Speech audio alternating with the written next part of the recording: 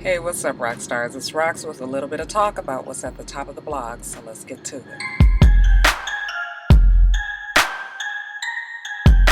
All right, rock stars, first up that we're going to talk about today, I got a lot of requests to talk about Lil Wayne and his appearance on Nightline the other night, Tuesday night. There is a lot of outrage on his views on the Black Lives Matter movement. Before we jump on Lil Wayne and his foolishness, let me just say that the problem with social media is that many times a 15 to 60 second clip of an interview that is shown will go viral. However, a lot of times us, the viewer, are watching it and it is taken out of context and we draw many of the wrong conclusions from what we saw. We are all guilty of doing that, including myself. Okay, I've done it plenty of times and you guys have corrected me gently. I love my rock stars. But you guys have all told me that, you know, when you see these things, it's good to watch the entire interview so that you can take the whole thing into its proper context. So that's what I did. I went on YouTube and I watched the full 6.5 minute clip interview segment, whatever you want to call it, on Nightline. Now, I didn't understand why he was on the show. I thought that maybe he was promoting his book, but that wasn't why he was on there. They said that for 2 years they had been following Lil Wayne, and I guess getting up enough footage to have this segment that they had on the show, and they were just basically following him, his rock star like life, you know, talking about him and his rap music, his skateboarding, his lawsuit with Baby, his children, and then of course Black Lives Matter. So when you watch the entire interview, I think the whole thing is problematic. First of all, let me just say that the way the segment is done, and a lot of times they do this in media, it is very choppy. You can tell that there's certain scenes when he is in a hotel room, another time when he might be at a studio, another time when he's out on the road, and they have put together this piece to, I wouldn't necessarily say it was a negative type of interview or segment, but I felt like they were already trying to paint him as this person who doesn't really care. He goes by, you know, the beat of his own drum, which, I mean, I guess that is the persona of Lil Wayne. However, I felt like the piece was not really in the most positive light. You know, very low key and everything, but you know, they kept on talking about him being a gangster, and I was just like, since when is Lil Wayne a gangster rapper? I mean, I know he talks about him being a blood or whatever, but you know, he's never been pegged as a gangster rapper, and you know, they was talking about all this. So anyway, that all being said, I felt like when I would actually watch the entire interview, they was trying to already pigeonhole him into this look. Now, we already know that Lil Wayne has said some things about Black Lives Matter that he's been contradictory. Sometimes he'll be in support of it, other times he won't. So I felt like the people that was getting this piece together, okay, realized that they had an opportunity to maybe get him on camera and for him to say some stupid, sly, slick shit like he did. And we can't blame the media for that. That is their job, to sensationalize and get shit on TV and for everybody to watch, which I believe is what they were able to accomplish. So anyway, when they did the interview, they're asking him all these different questions. I originally thought, when I just saw the little 15 to 60 second clip, that he was high. I was just like, because he was very erratic and it didn't sound like somebody that was speaking in their full, you know, in their full mind, okay? But when I watched the whole interview, clearly he's not high. The whole first part of the interview, when they were speaking, he was speaking regularly. He wasn't so in your face and kind of downright rude like it was at the latter end of the interview. So I was watching it and I said, okay, when I couple that information with his explanation on the reason why he said what he said, which was the fact that in the interview process, the lady asked him about his misogynistic lyrics and his views on women and calling them bitches and hoes. You know, this has been a very large problem in the rap community, and people who are not necessarily that hip to the whole hip hop community still have problems with the lyrics in rap, and there are some problems in rap music. Okay, so when they asked him about that, and then she actually brought it a little bit personal to him and said, well, what if your daughter, if somebody asked you, you know, was your daughter a hoe or a bitch, you know, would you have a problem with that?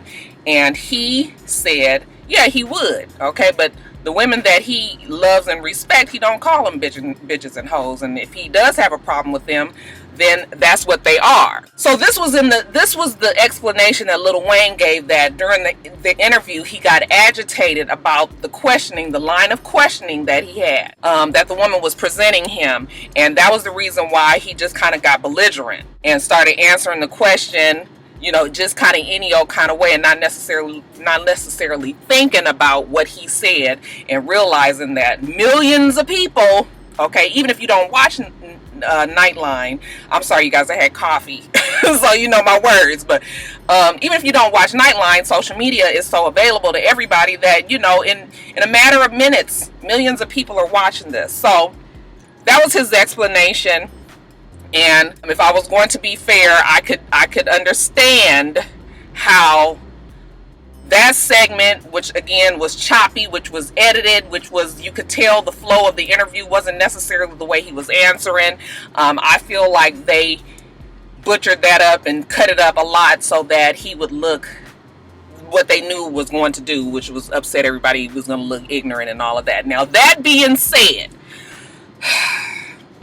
Lil Wayne is smart. Lil Wayne has been around for a long time. People are saying he's been rich for most of his life since he was a teenager and all of that, and maybe he's lost contact with, just lost touch with reality, with him being rich. And listen, we cannot give him that type of excuse, okay? Because Lil Wayne, I just can't imagine him not understanding the ramifications of the things that he said when he's from the South, you guys. He has had to have experienced racism in the past, even if he didn't realize it as a child back then, that that's what it was. Even if he keeps on saying he hasn't himself experienced it because, he's a rich rapper and look at him. If that's not, all lives matter, then what? There's no way that his family, his cousins, his grandparents, somebody in his life has been affected enough for him to realize that this Black Lives Matter movement is very necessary, and that even if you don't believe necessarily in Black Lives Matter, that there is no way you can say there's no racism. Absolutely not. I don't really know what's going on with Lil Wayne, but I think that it was so irresponsible for him to get on a TC. You guys got this problem. You guys want these celebrities to get on TV and to get on social media and to get into these interviews and give their opinions on certain social matters.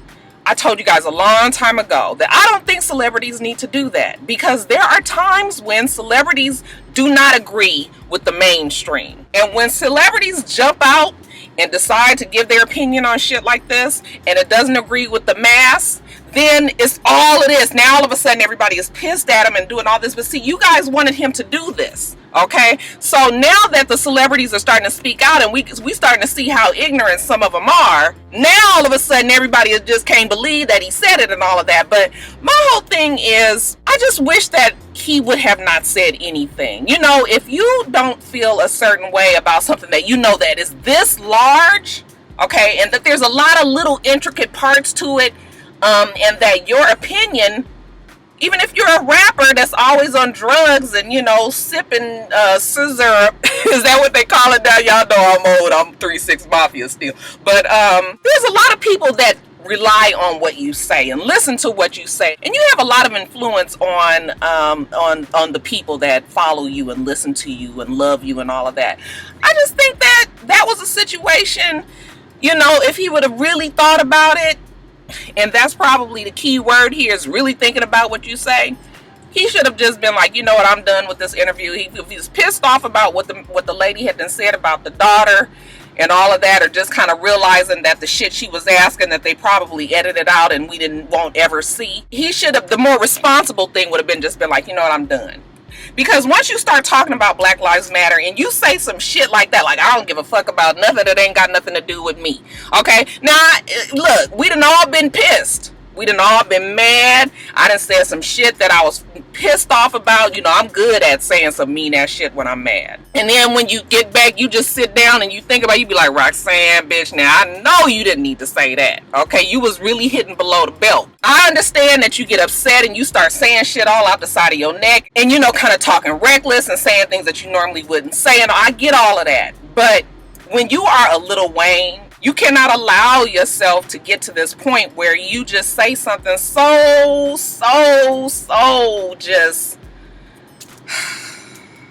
It was disappointing. It just was just like, I don't understand why you have let yourself, even if you didn't believe really what you were saying and that you was mad and irritated, you can't let these people pull you to that place, because see, it ain't no coming back from it after that. So now we all pissed at Lil Wayne when he probably then got home and thought about it and was like, shit, I shouldn't have said that, or, you know, I didn't really feel exactly like that. And now look at it, it's a big old mess. You know what I'm talking about? So that's why I'm just like, I don't need the celebrities to say anything, especially when, you know, like a lot of times people call me on it a lot of times, but sometimes there are some situations, some subjects that are just so controversial, and I might not necessarily feel like I know most of my viewers. I'll just leave it alone. I'm not even going to talk about it, okay? Because I don't feel like it. You know, I'm going to keep that one to myself. We're going to see how it plays out. Maybe I might change my mind in the future. But, you know, I'm not going to even, because I'm on social media and now all of a sudden it's more to just me how I feel. You know, I got people watching me, and, you know, and I might not necessarily be right. You know, so some things I just leave it alone. And I just wish that Lil Wayne had enough sense to leave it alone. However you feel about Black Lives Matter, whatever. But for all of the things that he said, it was sort of like a kick in the face to all of the people that we've seen that have been killed and mistreated by the police, and, you know, all the unfairness and the civil injustices. And, you know, we've seen it. I personally haven't experienced any of that that's been going on with the police and all of that.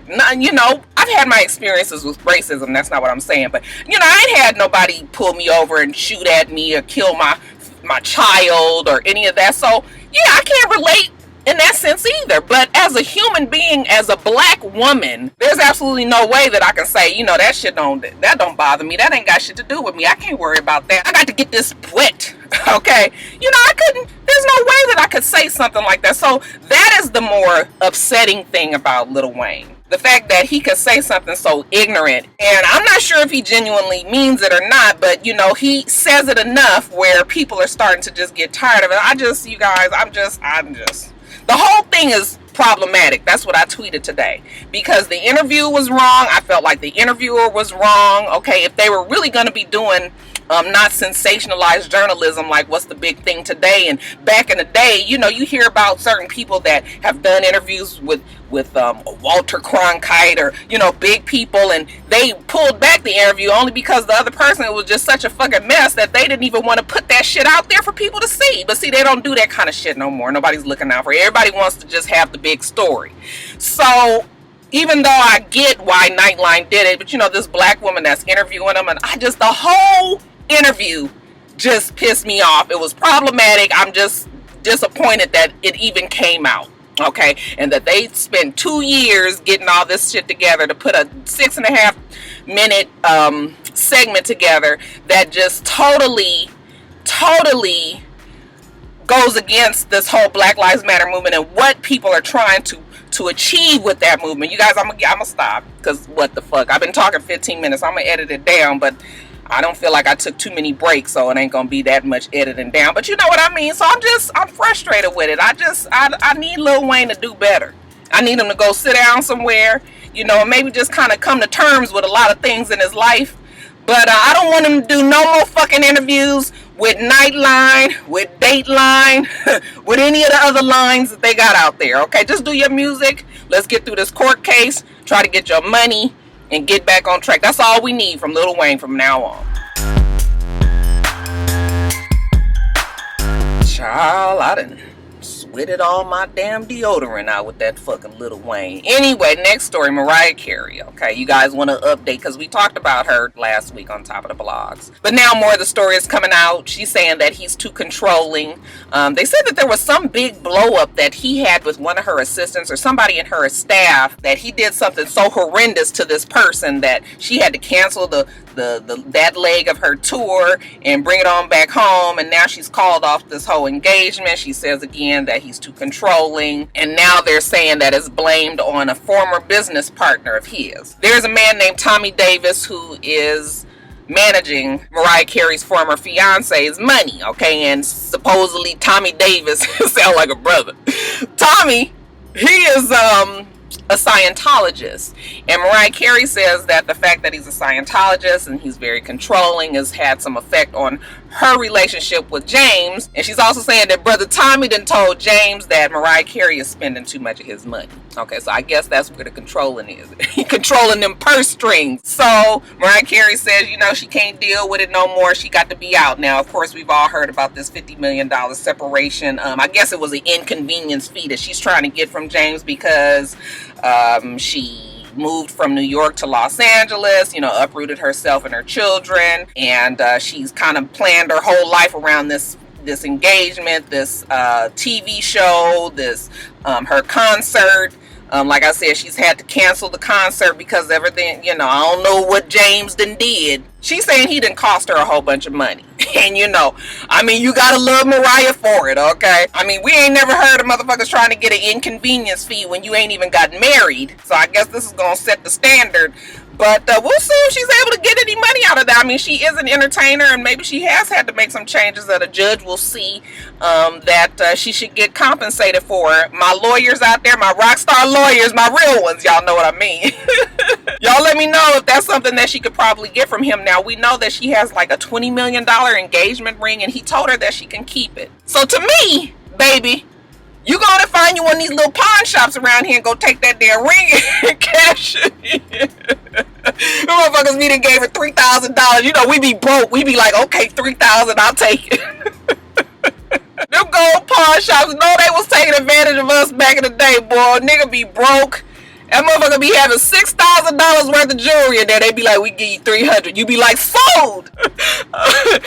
Anyway, boy, I'm telling on myself, boy. It's been some tight times around here. Tight, y'all. I done sold up some shit in the past, so let me not. Anyway, I'm getting off track. So she's trying to get this money, and I guess James is also saying that she was spending too much money. Okay, but he really wanted the relationship to work, so you know, it's both sides. This is motherfucking rich people problems, okay? Because when you break up with Pookie, okay, Pookie ain't got shit to give you. As a matter of fact, you got to make sure you get your shit back that he already got at the fucking house, okay? So, you know, we can't relate to this kind of shit. So I'm just like, look, Mariah, whatever you can get out of this, $50 million in the grand scheme of things, when James is a billionaire, I'm sure it's not going to break him. However, people become billionaires from being frugal and knowing how to, you know, how to manage their money. And motherfucker, I'm not giving you $50 million if I don't have to. Okay, so anyway, you guys, that's it on Mariah Carey. That's the update. We gonna keep our eye on that case, see if she's able to get the money. But I ain't mad, Mariah. Do what you gotta do, baby. All right, you guys, the Neiman Marcus collard greens. Okay, everybody is like, have you heard about the collard greens? Okay, I think they call them gentrified greens now on Twitter. Neiman Marcus has a holiday catalog every year, and inside of the catalog, it is they call it fantasy gifts, and it's all kind of outlandish shit that they do. I thought actually that they had discontinued the holiday catalog because people don't even pay attention to catalogs too much anymore, and it was just a waste of paper and all of that. However, I guess Neiman Marcus has kept that tradition going, and this year, along with these gentrified greens for $66, they also have a baked bean medley. That's $80. They got almost cheesy potatoes, bitch. That's $76. And they got a complete holiday turkey dinner, okay, for $500 damn dollars. But they also have a whole bunch of other stuff. And even though this is kind of ridiculous and it's not out of the norm for Neiman Marcus, okay, they always have every year some way out shit in their holiday catalog. Actually, it's something that you can just kind of look at and kind of dream about. I ain't never dreamed about no damn $66 collard greens, okay? First of all, let's get that straight. Because a bitch can run down to Walmart and get 2 bags and clean them up real nice, put the damn seasonings in it, cook it, and get it out there for you real good, y'all. Greens is my specialty. Bitch, I put my whole elbow, this whole arm up in that motherfucker. I can do all of that for about $10. The markup is real high on these collard greens, but again, it's Neiman Marcus and it's already a luxury department store and all of that. Very high end, but I, you know, miss me with the high end greens, okay? They probably won't get many people that buy those, but maybe they will, okay? Some white people might not know, okay? Who the fuck is cooking the goddamn goddamn greens is what I want to know.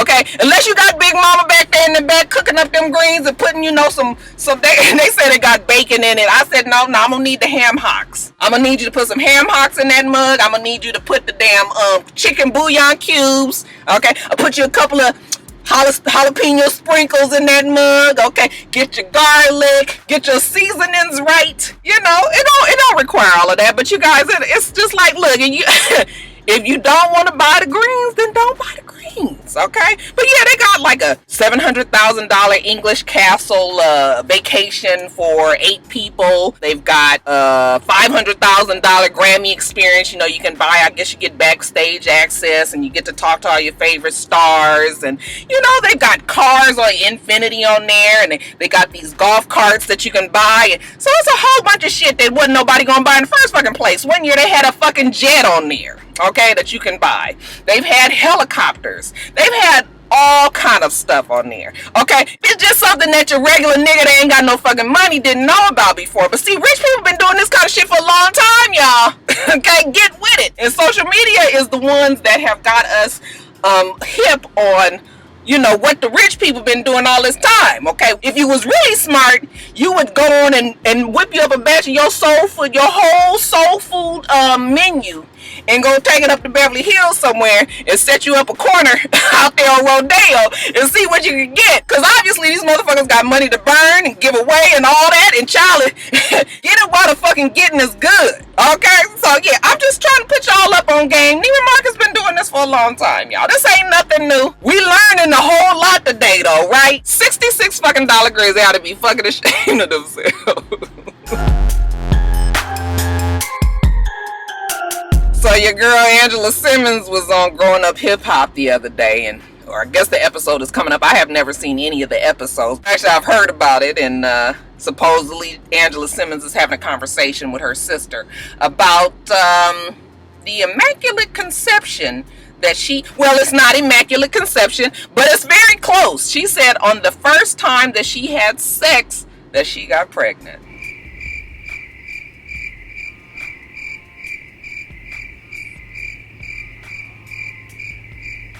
Angela, bitch, if you don't stop it. Listen, it's all very possible. It's all very possible. I guess if we was gonna be really nice today, we would give her the benefit of the doubt.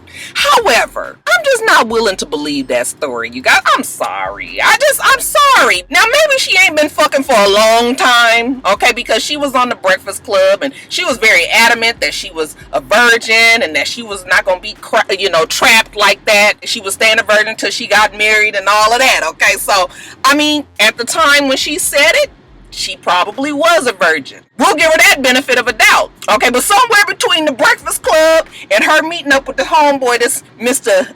Tenny, what's his name? Tennyson. No, Sutton Tennyson, child. Don't that sound like a rich person? I was like, he's just a regular old nigga, they say. But anyway, somewhere between Breakfast Club and meeting up with Mr. Tennyson, she done got turned out. She done slept with him. She probably figured that's the man she gonna be with. She let down her guard, stopped using protection, got pregnant, and then here we are today. Now, I mean, in the grand scheme of things, do it really matter at this point? She's a grown woman. He's a grown man. They obviously can afford this child. They have a child together now. He's engaged to her. Actually, I'm not sure if they're still engaged or if she's actually married. There's rumors that she's married.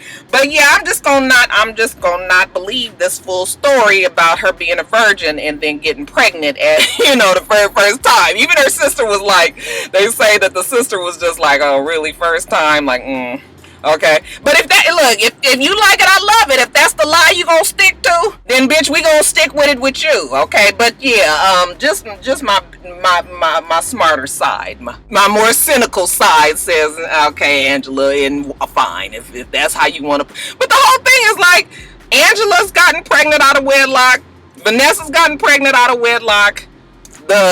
What's the other boy that don't nobody care about? The other son, he done got somebody pregnant out of wedlock. You guys are Reverend's kids, and everybody, can't nobody get fucking pregnant after they get married. Okay, so she, I was just like, well, I mean, she just kind of carrying on the tradition, right?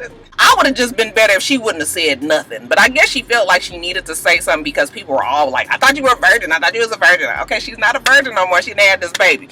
But I'm a lie don't fucking care who tell it. Y'all can believe that shit if you want to. Angela been dropping it low and spreading it wide for some time now, at least for Mr. Sutton Tennyson. The CMAs yesterday, you guys, it was the 50th annual CMAs. I didn't watch it, but I did see the clip of Queen Beyonce on there singing with the Dixie Chicks, and I thought she did a very good job. I thought that they all looked very good. I thought Beyonce looked beautiful. Of course, nothing surprising. I expected her to do exactly what she did. She did not try to outshine, even though, you know, she was way more gussied up. But as far as her vocal ability, she didn't try to out-sing them, outdo them. You know, she kept her voice very much with the whole country twang and all of that, and kept it going, and it was a good time. And the people there, even though many of the country folks did not want her to be there, I think that most people can't help but be starstruck when they have Beyonce in front of them, and at least from what I saw on the TV, looked like the audience was enjoying her. So I mean, again, I'm not mad at Beyonce. I mean, fuck, at this point, Beyonce is up as superstar status. I mean, truly on the whole level of Michael Jackson. I'm not comparing her to Michael Jackson and all of that, but what I will say is if something were to happen to Beyonce today, okay, heaven forbid, not asking for nothing ill to happen to her, but if it did, you guys, it would be a whole bunch. She would be this whole big, huge, what is the word that I'm looking for? But I mean, she would be revered.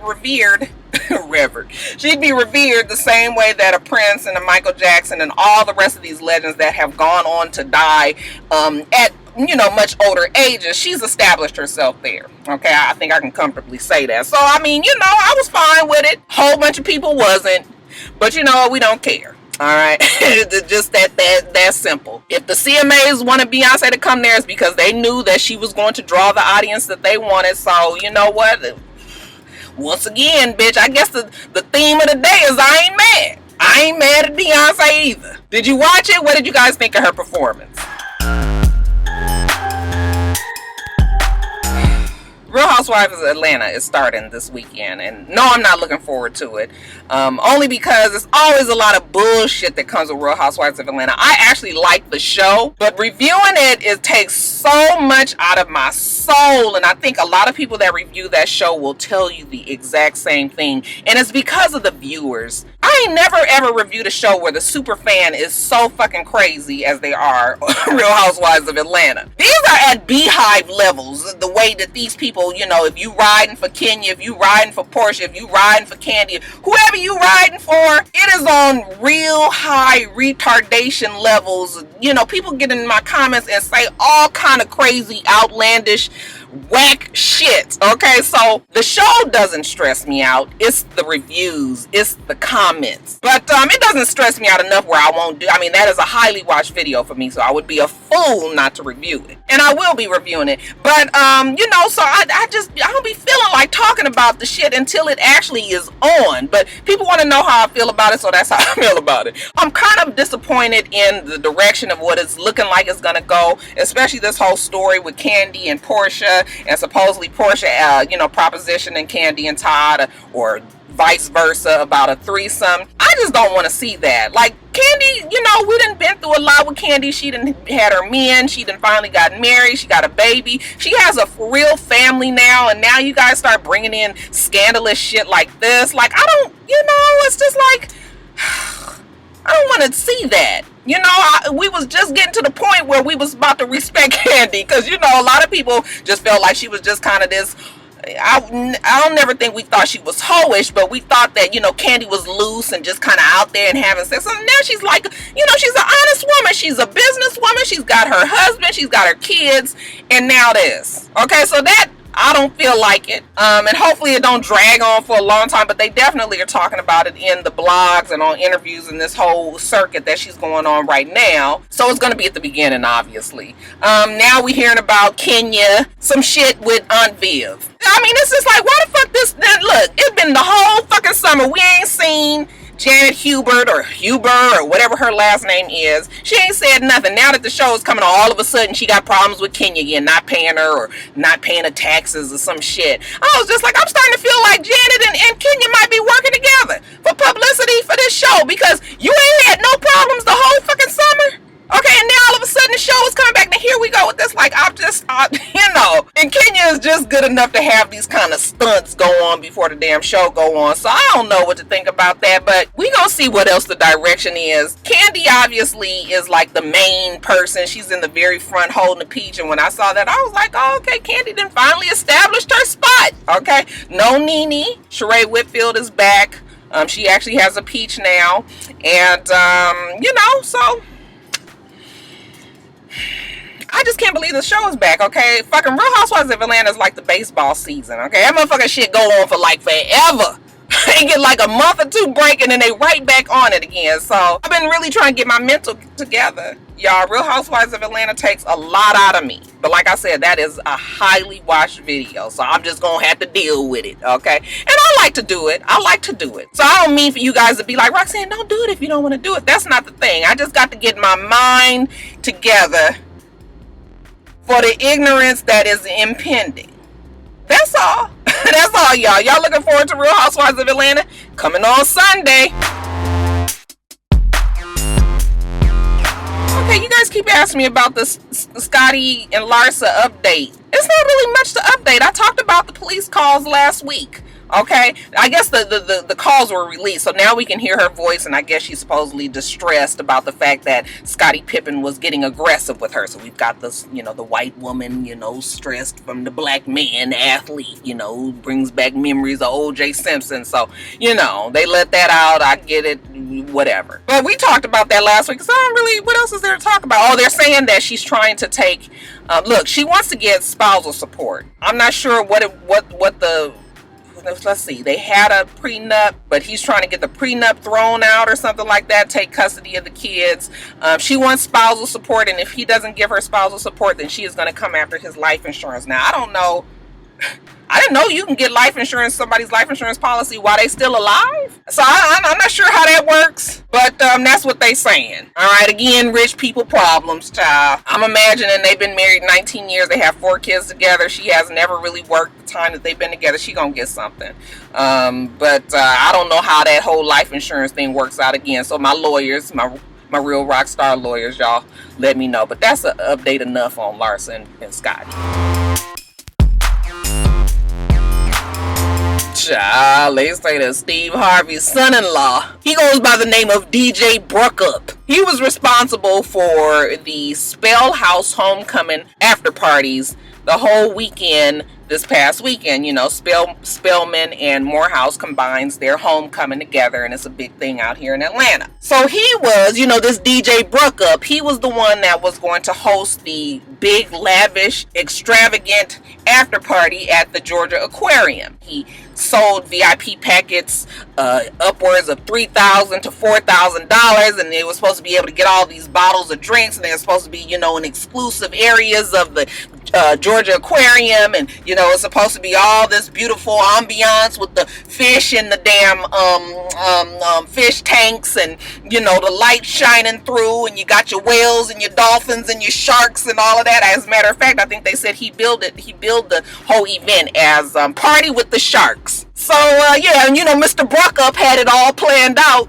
And on the day of the event, when all of the people who paid for these VIP packages showed up at the Georgia Aquarium, they said that they had them in some little ass room with some IKEA futons pushed off in a couple of corners. The lighting was bad. They could barely see the fish, and that the DJs were not set up correctly. DJ Brookup evidently was not even DJing at all. That he had some other DJs there, but they had their playlist from their phone or some shit on some Beats by Dre Peel, just blasting out for everybody. And they was like, motherfucker, I know I ain't just spent $4,000 damn for this bullshit. Okay, so they was pissed. Not only did they have this bootleg ass party supposedly, but Mr. Brookup had packed up his team and left his own party supposedly and went on down to another party to celebrate the fact that he just came up on $300,000 damn getting the money from all y'all trying to celebrate the Spell House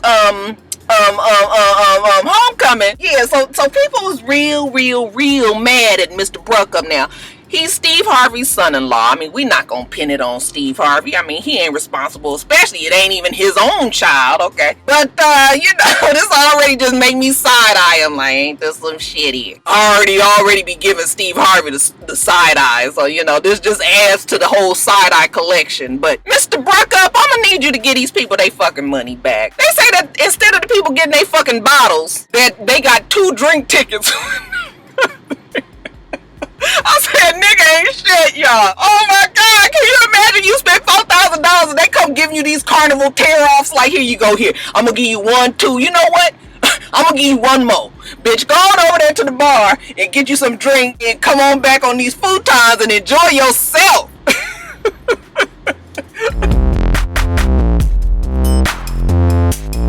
And then lastly, you guys, congratulations are in order for your girl Cardi B. Okay, they say that she got a special guest spot on Being Mary Jane on BET, and good for her, you guys. Cardi B really did. We underestimated that girl last season on Love and Hip Hop because on the show, they never would let us see her doing anything with her music. We just kept hearing about it and hearing about it. Now, in retrospect, I think that was very smart of them, okay, that she didn't even besmirchify her product, okay, which is her music, on the Love and Hip Hop brand, okay, that we heard about it on there, and then when she left the show, or when the show was on hiatus, or whatever you want to call it, then she did her blow up, okay. So now that she's established, now that we believe that she's this underground rapper, very talented, and you're starting to see her more and more, all right, now when she goes back on Love and Hip Hop, she don't have to sell herself out. She can already make demands of what she is and isn't going to do, what storyline she's going to be a part of, and what she won't be a part of. Very smart. Cardi B has a very smart team that's working around her, okay. She's still she's changed for the better, for sure, but she still has her ratchet ways, that's still inside of her, but her team is able to keep her in line, okay. So she's not just some girl out there just kind of all out and doing the most. They allow her to be just ratchet enough to keep her core fans happy, but then she also realizes that this is a business now and this is real and people are watching now, so she knows how to rein it in. So yeah, her team, they are very smart and they are doing that girl good, and supposedly she's going to be on Love and Hip Hop. I have a feeling she probably is going to have a minimal spot, kind of like how K Michelle did, but enough for her to still be on the show, that one more season maybe, so she can, big up and put some publicity out for if she does have another album or whatever. But yeah, good for her. And now she's got this spot on Being Mary Jane, and I'm happy for her. Again, I'm not mad. Okay, y'all know I love when black girls do it. I'm proud of her. Okay, nothing like seeing somebody come from the bottom. I mean, she wasn't the bottom. I mean, she obviously was established when she got on Love and Hip Hop. But, when you see a story like that and the fact that she's been able to achieve what she has in this little bit of time, I'm proud of her. So good for her. Congratulations to Miss Cardi B. Get on back to work. We do this every single week. Make sure that you rate, comment, and subscribe, and make sure you come back.